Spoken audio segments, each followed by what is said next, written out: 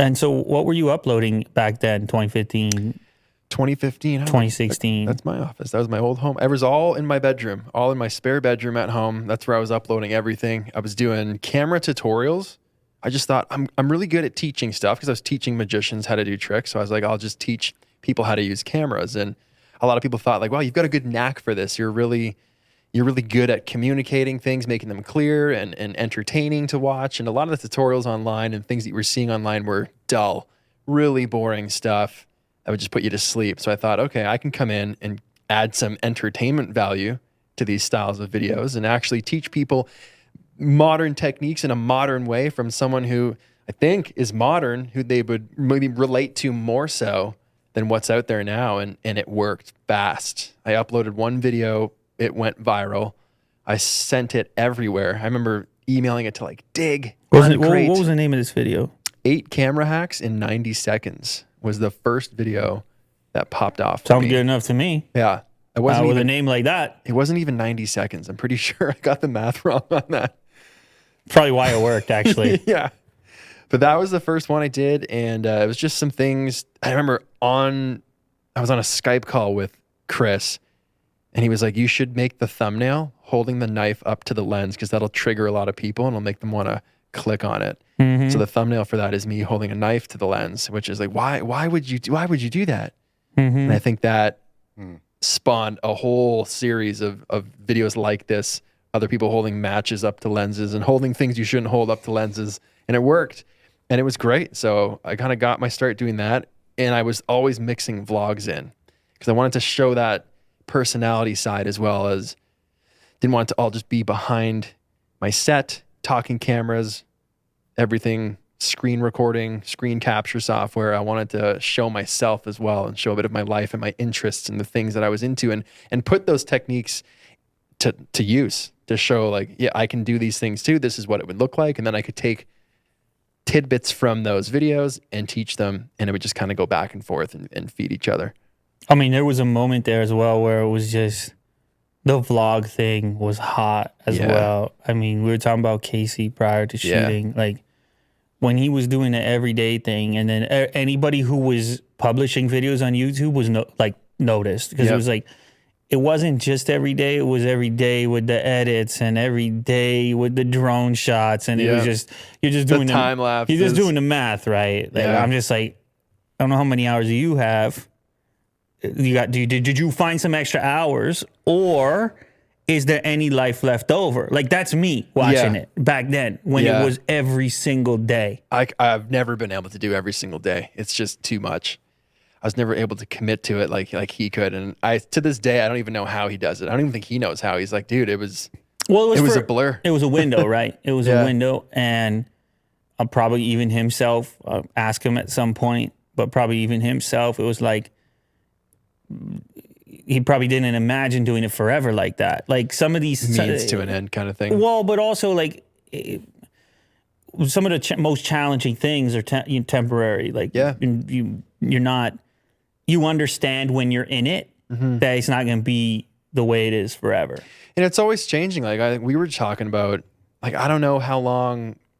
I love vlogging, but like I don't know how long I'll do it for. Like when I'm 40 years old, will I still be holding a camera, like walking through Walmart, talking to myself with my kids? I don't know. I don't think so. I like to think that this job allows me, the freedom to progress and try new things and evolve into new styles of content. So, yeah, it's interesting as well because, like, ultimately we had to make things on a platform that people want to see. Yeah. And we can't help but like jump around the platform and see what people are watching. I mean, you can't help not look at that. It's your livelihood. You do your own research. You know what I mean? Do you ever feel like you're trapped within what you specifically upload? Like I can only ever unbox things. That's it. Like if I try anything outside the box, bad pun, it won't work. I just built a box around myself instead. So I'm boxes like, even if I don't have the box, I'm in the box. So like the box portion is satisfied. Like There's got like I've seen some of the creative takes on unboxings you've done. Like there's got to be a spark in there that you're just thinking to yourself sometimes. Listen, can we do this different? Listen, man. There's no magic technique. There's no satisfactory way in which you're gonna constantly keep scratching that thing that you're gonna you're gonna go to work sometimes. Yeah. Sometimes you're gonna go to work. At the end of the day, it's still a job. You don't have to really dread that. Like, look, a big part of my experience in this has been the excitement in the ride itself of like watching the whole thing transpire. And certainly you want to put together a cool piece of content, but at the same time, you got your own story going alongside it. Yeah. Which is like, in my case, some dude who doesn't know what he's going to do wants to do. Some dude who like has this really bizarre background of experience in 1,000 different things. Yeah. That like knows how to put a video online. Yeah. And then get on the roller coaster and then start riding. Whee! You know what I mean? Yeah. And every so often looking back at the ground you covered. Yeah. And like anything beyond that I would tell you would be some sort of a hindsight version of how I got there. I had an interest in technology, which drove the direction to a certain extent. But there's plenty of times along the way where I would say my de facto status on something that I publish is I hate that. I hate that thing. You know what I mean? Like on to the next thing. Like, I don't know. Here's how that thing is screwed up or this thing is. I think I have a healthier relationship with it lately that like that's okay. Like sometimes it's work. And it doesn't mean that you don't want to experiment because I do, but I'm not trying to make everything fit where it doesn't necessarily fit, like that's the thing with channels, I think I struggle with that. Channels. Like it's in the name, right? Channel. Yeah. I think we should have a healthier relationship with that. Start a channel, kill a channel. Okay, good. I did a project, put it down, pick it up. We're so good at picking it up. Yeah. So bad at putting it down. That voice inflection was just mint. It's like you'd rehearsed. Remember I told you with the headphones earlier? Yeah, dude, the headphones are making all the difference. Like, I'm enjoying this. You gotta be engaged with it. But yeah, it's. I've always battled that too. I've always thought though, why do I need to start another channel to put something on what I already have that is my channel is the umbrella that is me. So why can't all the things that I'm interested go under my umbrella on my channel? What's the name of your channel? My name, Peter McKinnon. So that goes back to college. I was doing web design, and it was the day where everyone was making their domain names, and no, I know. And they were like, "All right, pick your business name," and everyone had these crazy names, Onyx Solutions, all these random things that would probably never last. And I went with Peter McKinnon, like way back. And they were saying, "Why just that?" And I was like, "Well, that can be anything I want it to be. That could be an accountant. That could be a lawyer. That could be a cinematographer. It could be a YouTuber. It'll transcend all of this." So that's why I kind of just think, why can't it just all go on one spot? But let me tell you something about that though. That's pressure too. Yeah. That's you. Yeah. What the hell is you? Oh man. You ain't no YouTube channel. We don't have enough time for that. No, we don't. And so that's the thing. You put the name on it like that. It's like nothing you can publish over there is going to encompass the thing. It's the same as like somebody starts an Instagram account. It's a name. I mean, maybe the public perception is that is somehow connected to that individual's identity. But it's what percentage getting to know a person? What percentage of Peter McKinnon exists on youtube.com/Peter McKinnon? What percentage? Yeah, not even remotely as much as people probably think. Well, because that's all they have to go on. Yeah. But now you're sitting over there. Yeah. And maybe if you talk for many hours on end and the person feels like, okay, that's a few more percentage points. Yeah. But it's hard to be you when you're the broadcaster. You know what I mean? Because like even this conversation right here, how does that happen on your channel? About you? How does it happen on my channel about me? Yeah. Then you're a narcissist. But I would still try. I would still try to do it. But I think that's where my creative brain and what people expect of me being like the photo video guy. Like I'm the photo video guy. Mm-hmm. You're the unboxing guy. Right. If you had an episode making a pizza, I would watch it because I'm your friend. I would say the difference there though is that and I know this, I'm like splitting hairs here, like I don't know, nitpicking or something. Hit me with it. But like, I made a decision back when I started my channel that it wasn't going to be my name, for example. Okay. And even though it's been the majority of everything that I've done for the last, I don't even want to say, even though that's what it is, it's like if a person approaches me and goes, "You're Unbox Therapy," I'm like, "Ugh, I'm like, that is not the name of a person.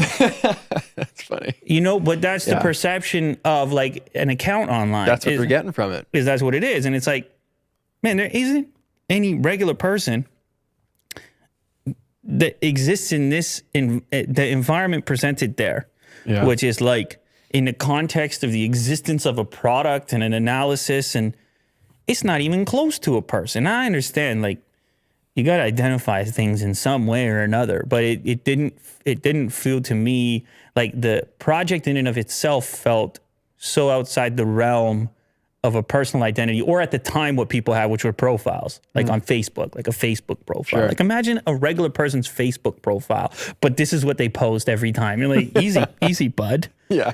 Like, do you ever go on vacation? Relax. Dude loves tech. If it was just like, I don't know, your neighbor or your uncle or something, it doesn't seem right. It seemed always more like a show. Yeah. So I put the show on it. And then it has its benefits and drawbacks. I think some people don't know how to interact with it in the same way as the person who approaches it goes, "That's who you are. You're on Unbox Therapy." But in a way, there's also kind of a safety net there of like, it doesn't have to encompass all the things that I do. And then I can go and start other channels like this one. Even this is not my real name. Yeah. Which still there's some safety net there. Yeah. That this can still be a performance of some sort. Because it is a performance. You put a performance out, sir. Of course. Of course. I guess we do in life as well. I mean, I would like argue everybody that's on YouTube is performing to some degree. Mm-hmm. Oh, absolutely. Yeah. No, and I just want to put a little fairness piece on there. Is like, even in life, we're performing. I mean, you go home, you perform. Yeah. You know what I mean? Your kid looks at you, you're like, all right, that's the guy. Let's do this. Whatever. Yeah. You know what I mean? You don't go land, you can't. There's no out on that. Like, we're all living up to whatever standard we set for ourselves. But anyway, getting back to your channel with your name on it, it's good though, in a way, because it does allow for you to do the thing that you're talking about, which is transform it. Yeah, I have guilt about it. If I think about another channel and uploading content to that channel, I just think, why am I doing this? I should be focusing on the main channel that's working, that people like, that they're subscribed to. I shouldn't be spending my time here today, which we all don't have very much of. Do you mean here, like right here? No. Oh. No. Oh, okay. But I shouldn't be spending my time doing... It's a big waste of time right here. Yeah. Willie and I, we've talked about that. I'm sorry. I've got my timer going. I'm sorry. No. I apologize. You know what I mean, though? Like, I feel like that time should be spent working on the business. This is what works. That's what I go to work. That's like when I go to work, it's this. That's where I'm going. So why would I be uploading to something that has a couple hundred subscribers or a couple thousand and putting all the effort and time? Because I can't do anything half-assed. Like, I got to go hard for all things. I will tell you, there's probably never been a better time in my superficial analysis of what's going on the platform. You know, I got a channel with almost 20 million subscribers. Yeah, and you can absolutely. I know, but you can have videos like struggle to hit the million mark. Yeah, as far as interest. Does that ever throw you? Well, someone told me once you should always be hitting 10% of your subscriber base, and I was like, oh, I'm doing real bad then. No, and I don't think it's any specific number that's necessary. But what I do think is there's just been a transition going on the amount of time that I've been doing this away from the subscription model. And obviously more in favor of the algorithmic model. And there's been all kinds of developments on a platform that have increased the likelihood of new content surfacing as opposed to old content. When I say old content, I mean stuff that you've selected for manually in the form of a subscription, right? I mean, is anecdotal, it's my own experience, but like I recall through various different tracking services that you could like see, for example, how many of your own videos are suggested against your own videos.